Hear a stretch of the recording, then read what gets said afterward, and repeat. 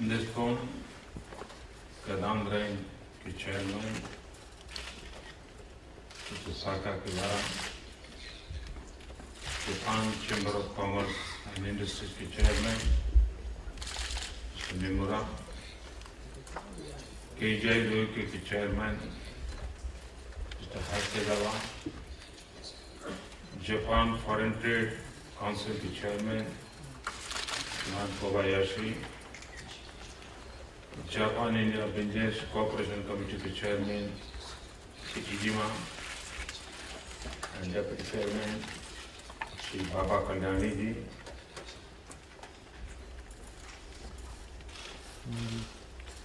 निहोनम तो इंडोनो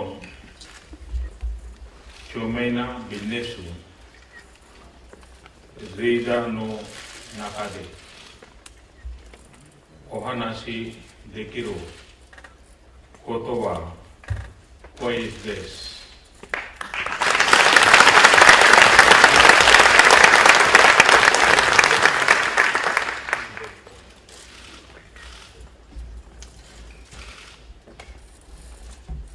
अभी बड़े विस्तार से बताया गया कि मैं गुजरात के मुख्यमंत्री के रूप में कई वर्षों तक काम करके अब भारत के प्रधानमंत्री के रूप में कार्यभार संभालना है। लेकिन इसमें सबसे बड़ी महत्वपूर्ण बात यह है कि गुजरात का काम करते समय मेरा सबसे अधिक संबंध जापान के इंडस्ट्रियल हाउस से आया, जापान के बिजनेस ग्रुप के साथ आया। पिछले 6-7 साल में शायद ही कोई ऐसा सप्ताह होगा जबकि जापान का डेलीगेशन गुजरात में न आया। और इस संबंधों के कारण शासन में बैठे हुए लोगों का दृष्टिकोण कैसा होना चाहिए, ईज ऑफ बिजनेस के लिए इनिशिएटिव कौन से होने चाहिए, सिंप्लीफिकेशन ऑफ पॉलिसीज, इसके लिए कौन से कदम महत्वपूर्ण होते हैं, इन बातों को मैं जनरल को जानने लगा। लेकिन साथ साथ स्पेसिफिक जापान रिक्वायरमेंट्स क्या है उसको भी मैं समझने लगा। मैं जब गुजरात का मुख्यमंत्री था, हमारे यहाँ गुजरात में गोल्फ क्या होता है, गोल्फ कोर्स क्या होता है, कुछ पता नहीं। लेकिन जब से जापान के डेलीगेशन आना शुरू हुआ तो मुझे लगा कि एक सरकार के नाते, बिजनेस के नाते शायद मेरे एजेंडा में ये होगा नहीं, लेकिन अगर मुझे जापान को फैसिलिटेट करना है तो और चीजों के साथ मुझे इसकी इस बारीकी को भी ध्यान रखना होगा। और आज मैं गर्व से कह सकता हूँ कि मैंने गुजरात में वर्ल्ड क्लास गोल्फ कोर्सेज बना दी। ये इस बात का सबूत है कि कोएक्टिव गवर्नमेंट, शासन और इन्वेस्टर के बीच में कैसा तालमेल होना चाहिए, कितनी बारीकी से देखना चाहिए, इसको मैं भली भांति समझता हूं। और मेरे लिए खुशी की ये भी बात है कि मैं पहले भी जापान आया हूं। आप सबने मेरा स्वागत सम्मान मुख्यमंत्री साहब तब भी किया, जापान सरकार ने भी बहुत किया। जापान के लोगों के बीच में मोदी कौन है और गुजरात में क्या करता है, इसकी बात मैंने जितनी बताई है उससे ज्यादा जापान के जो लोग गुजरात से जुड़े हुए हैं उन्होंने बताई है। और इस अर्थ में जो लोग गुजरात एक्सपेरिमेंट को जानते हैं उनके मन में जब मैं भारत का प्रधानमंत्री बना हूं तो अपेक्षाएं बहुत ज्यादा होना बड़ा स्वाभाविक है। इतना ही नहीं, ज्यादा अपेक्षा भी है और जल्दी से सारी बातें हो, ये भी अपेक्षा है। और मैं आपको आज विश्वास दिलाने आया हूं कि पिछले 100 दिन के मेरे कार्यकाल को अगर देखा जाए, मैं राष्ट्रीय राजनीति में आया था। इतने बड़े पद के लिए मैं उस प्रोसेस में पहले कभी रहा नहीं था। मैं एक छोटे राज्य से आया। इन सारी मर्यादाओं के बावजूद भी 100 दिन के भीतर भीतर जो इनिशिएटिव होने लिए एक के बाद एक जो कदम उठाए हैं, उसके परिणाम आज साफ नजर आ रहे हैं। हम लोग जापान में जो मैनेजमेंट सिस्टम है, उसके रिफॉर्म में कर्जाई सिस्टम को बड़ा महत्व देते हैं। आपको जानकर के खुशी होगी, मैंने आते ही मेरे पीएमओ को और एफिशिएंट बनाने के लिए और प्रोडक्टिव बनाने के लिए कर्जाई सिस्टम से कंसल्ट करके उनको मैंने इंजेक्ट किया है। और ऑलरेडी मेरे यहाँ पिछले 3 महीने से लगातार भिन्न भिन्न डिपार्टमेंट की ट्रेनिंग चल रही है। तो जापान की जो एफिशिएंसी लेवल है, वो एटलीस्ट शुरू में मेरे पीएमओ में कैसे आए, उस पर मैं लगातार 3 महीने से काम कर रहा हूँ। आपकी एक टीम मेरे यहाँ काम कर रही है। तो इससे आपको ध्यान में आएगा कि गुड गवर्नेंस ये मेरी प्रायोरिटी है। और जब मैं गुड गवर्नेंस कहता हूँ तब आखिरकार ईज ऑफ बिजनेस के लिए पहले शुरुआत क्या हो, यही तो होती है। कोई भी कंपनी आए तो उसको सिंगल विंडो क्लियरेंस की अपेक्षा रहती है। सिंगल विंडो क्लियरेंस अल्टीमेट से बेटर गुड गवर्नेंस, और इसलिए हमने गुड गवर्नेंस को बल दिया है। उसी प्रकार से प्रोसेस स्पीड कैसे, ऑनलाइन प्रोसेस को बल कैसे मिले, गवर्नेंस में टेक्नोलॉजी का इंपॉर्टेंस कैसे बढ़े, उस पर हमने बल दिया है।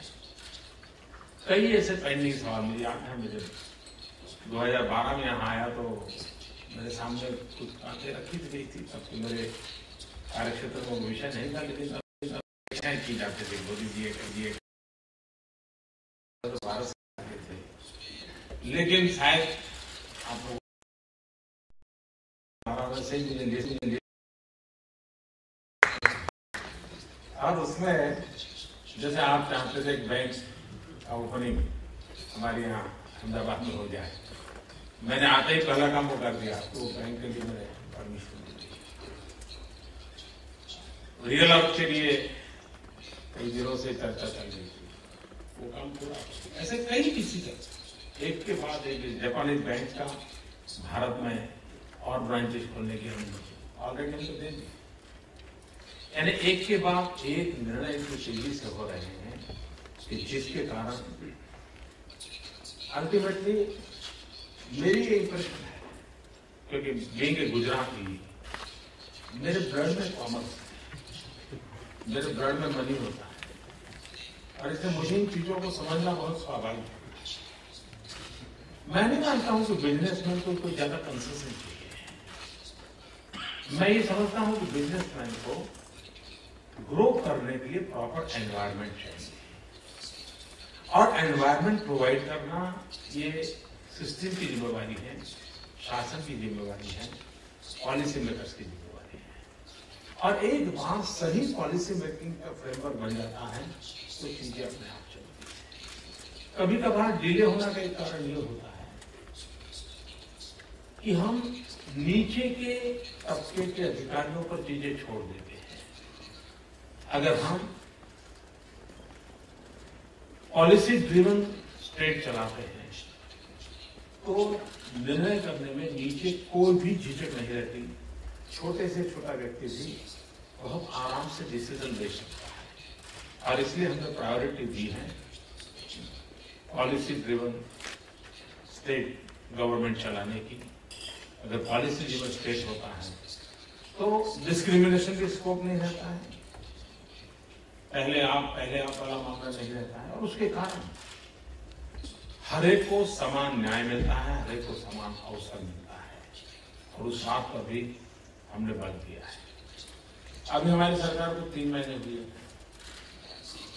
आप व्यापार जगत के लोग हैं, आप जानते हैं कि ग्लोबल इकोनॉमी और ग्लोबल इकोनॉमी का इम्पैक्ट क्या होते हैं और किस देश की इकोनॉमी कैसे चलती है। पिछला 1 दशक हमारा कठिनाइयों से गुजरा है। मैं उसके विवाद में जाने के लिए इस फोरम का उपयोग करना नहीं चाहता, लेकिन पहले ही क्वार्टर में 5.7% के ग्रोथ के साथ हमने एक बहुत बड़ा जंप लगाया है, और इसने एक बहुत बड़ा विश्वास पैदा किया है। क्योंकि हम 4.4, 4.5, 4.6 के आसपास लुढ़कते रहते थे, और एक निराशा का माहौल था। उससे बहुत बड़ा बदलाव आया है। और आप जानते हैं,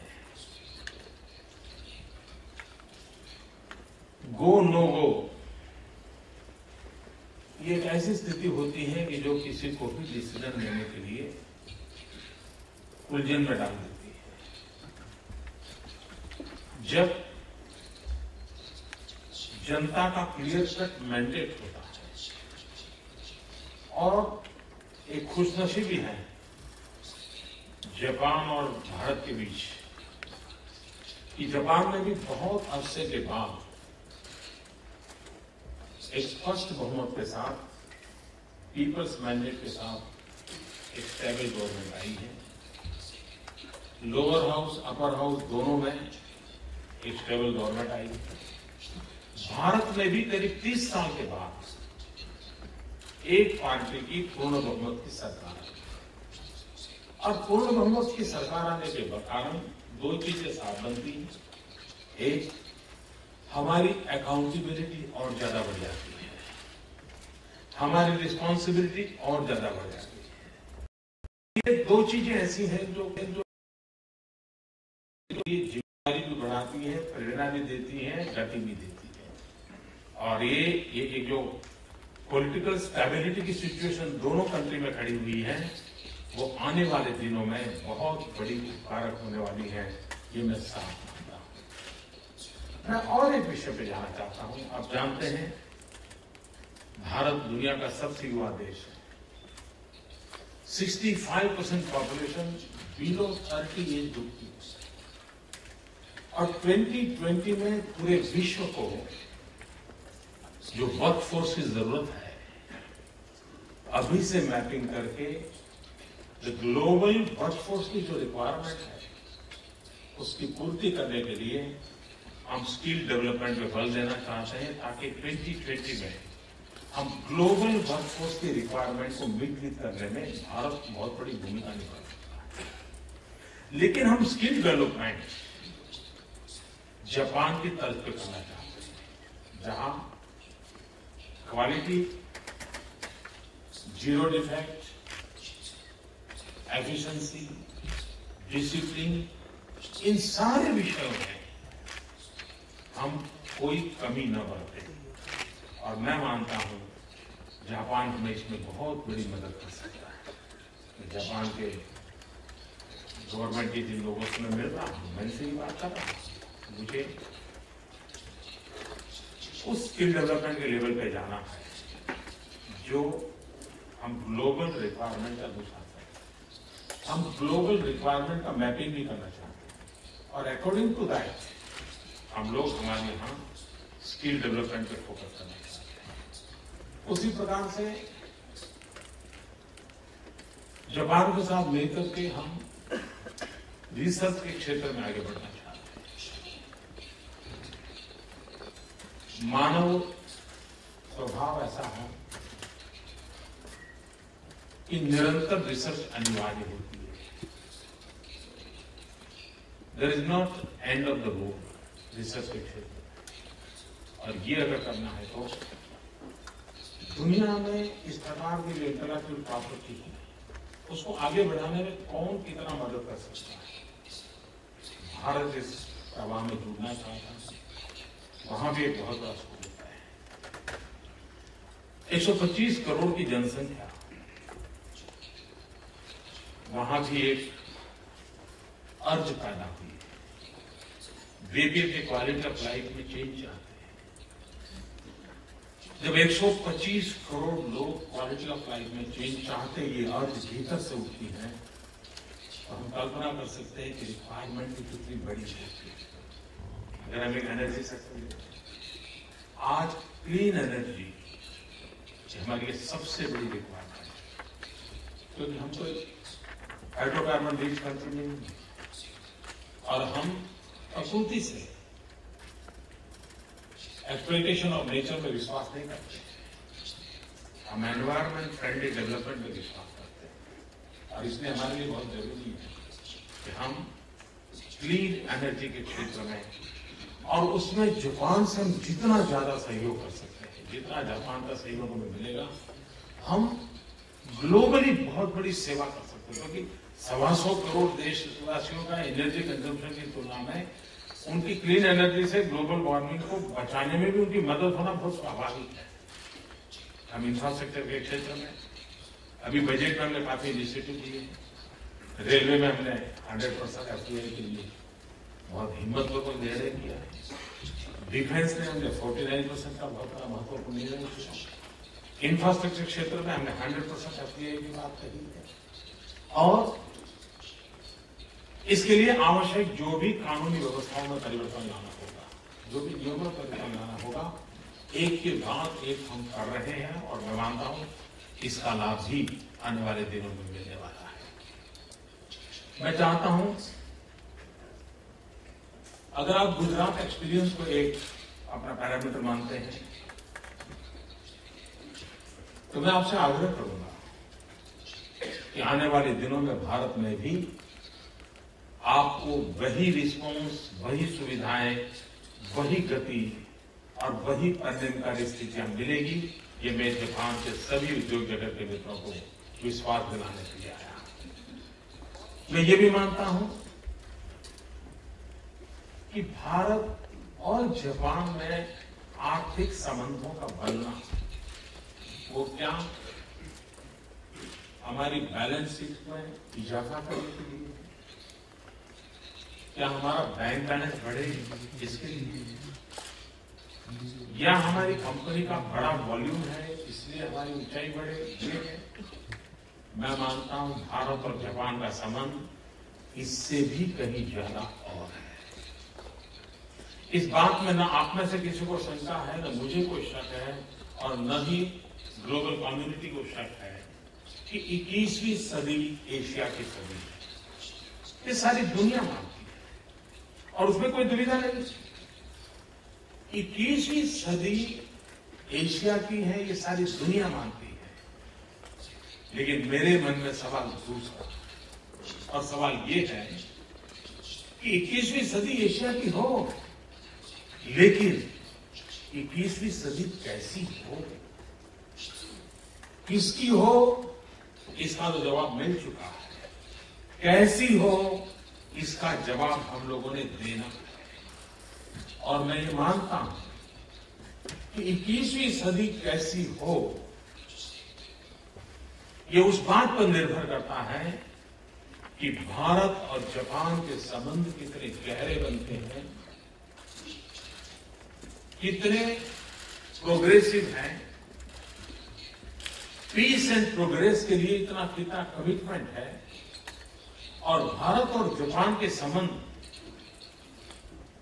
पहले एशिया पर और बाद में ग्लोबली किस प्रकार का इम्पैक्ट क्रिएट करते हैं, उस पर निर्भर करने वाला है। और इसलिए 21वीं सदी की शांति के लिए, 21वीं सदी के प्रगति के लिए, 21वीं सदी के जन सामान्य मानवीय की आवश्यकताओं की पूर्ति के लिए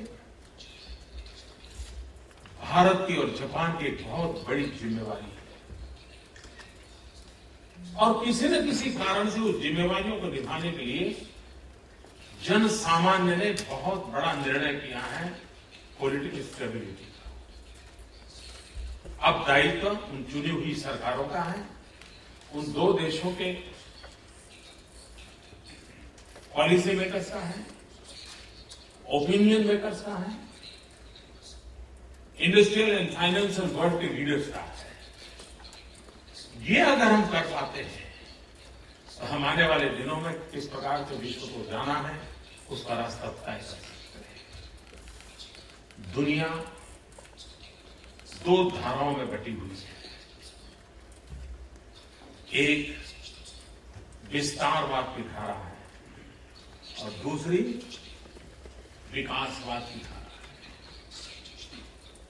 हमने तय करना है विश्व को विस्तारवाद की चुंगाल में फंसने देना है या विश्व को विकासवाद के मार्ग पर जाकर के नई ऊंचाइयों को पाने के लिए अवसर देना। जो बुद्ध के रास्ते पर चलते हैं, जो विकासवाद में विश्वास करते हैं, वो शांति और प्रगति की गारंटी देते हैं। लेकिन आज हम चारों तरफ देख रहे हैं 18वीं शताब्दी की जो स्थिति थी वो विस्तारवाद नजर आ रहा है। किसी देश में इंक्रोचमेंट करना, कहीं समुद्र में घुस जाना, कभी किसी देश के अंदर जाके कब्जा करना, इन चीजों की प्रवृत्ति चल रही है। ये विस्तारवाद कभी भी मानव जात का कल्याण 21वीं सदी में नहीं कर सकता। विकासवाद अनिवार्य है और मैं मानता हूं कि 21वीं सदी में विश्व का नेतृत्व अगर एशिया को करना है तो भारत और जापान ने मिलकर के इस विकासवाद की गरिमा को और ऊंचाई पर ले जाना। अगर इसको करना है तो मैं चाहूंगा कि इंडस्ट्रियल वर्ल्ड हो, फाइनेंशियल वर्ल्ड हो, बिजनेस सर्कल हो, हमारे इंटेलेक्चुअल फील्ड के लोग, हम सब ने मिलकर भारत और जापान की वैश्विक जिम्मेवारी है। ये सिर्फ भारत की भलाई के लिए हम कुछ करें या जापान की भलाई के लिए करें, इस कंपनी की भलाई के लिए कुछ करें या उस कंपनी की भलाई के लिए कुछ करें, यहां तक का सीमित दायरा मिट चुका है। हम उससे बड़ी जिम्मेवारियों के साथ जुड़े हुए हैं और मुझे विश्वास है कि आप ऐसे महत्वपूर्ण लोगों के बीच में मैं खड़ा हूं जो एक प्रकार से दुनिया की इकोनॉमी में बहुत बड़ा ड्राइविंग फोर्स इस कमरे में बैठा हुआ है, जो विश्व की इकोनॉमी को दिशा देने वाले लोग हैं। विश्व की इकोनॉमी में प्रभुत्व पैदा करने वाले लोग मेरे सामने बैठे हैं। इतने बड़े सामर्थ्यवान लोगों के बीच में मैं आज एक ऐसी बात कर रहा हूं जो मानव कल्याण के लिए है, विश्व शांति के लिए है, विश्व के गरीबों की प्रगति के लिए है और उस एक महान दायित्व को पूर्ण करने के लिए भारत अपनी भूमिका निभाना चाहता है। नई सरकार आवश्यक सभी रिफॉर्म करते हुए आगे बढ़ना चाहता है। मैं जापान के उद्योगकार मित्रों से एक और भी बात बताना चाहता हूं। हमने तय किया है कि डायरेक्टली पीएमओ के अंडर में एक जापान प्लस इस भूमिका से एक स्पेशल मैनेजमेंट टीम में क्रिएट करने जा रहा हूं जो एब्सोल्युटली जापान को फैसिलिटेट करने के लिए डेडिकेटेड होगी और उसके कारण उनकी सुविधा बढ़ेगी। एट द सेम टाइम हमारे यहाँ जो इंडस्ट्रियल कामों को देखने वाली जो टीम है उसके साथ हमारी टीम में मैं जापान जो दो लोगों को पसंद करे उस टीम में मैं जोड़ना चाहता हूँ, जो परमानेंट उसके साथ बैठेंगे, जो आपकी बातों को बहुत आसानी से समझ पाएंगे और वो हमारी निर्णय प्रक्रिया के हिस्से होंगे। ये एक ऐसी सुविधा होगी जिसके कारण जैसे ईज ऑफ बिजनेस है तो ईज फॉर जापान भी हो जाएगा और इस प्रकार से एक स्पेशल इनिशिएटिव भी लेने का हमने निर्णय किया है। मुझे आप सबके बीच आने का अवसर मिला, आपने समय निकाला, मैं आपका बहुत बहुत आभारी हूं। भारत से मेरे साथ बहुत ही बड़ा डेलीगेशन आया। आप लोग तो परिचित होंगे, कोई न कोई से परिचित होगा, लेकिन सब लोग सबसे परिचित नहीं है। मैं कह सकता हूं हिंदुस्तान का इंडस्ट्रियल वर्ल्ड का मेरा जो हुजूम है वो आज यहाँ इस कमरे में है। मैं चाहूंगा कि आप लोग उनसे बाद में मिलना चाहेंगे तो मैं एक बार उनसे प्रार्थना करूंगा अगर हमारे लोग अपने जगह पर खड़े हो जाए, भारत से आए हुए मेरे सब साथी, तो और लोगों को ध्यान में रहेगा ताकि हाथ मिलाना, बात करना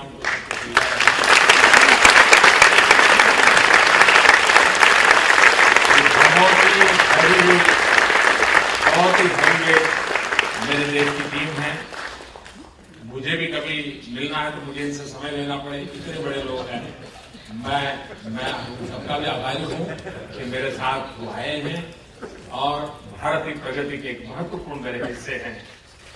वी आर अ पार्टनर।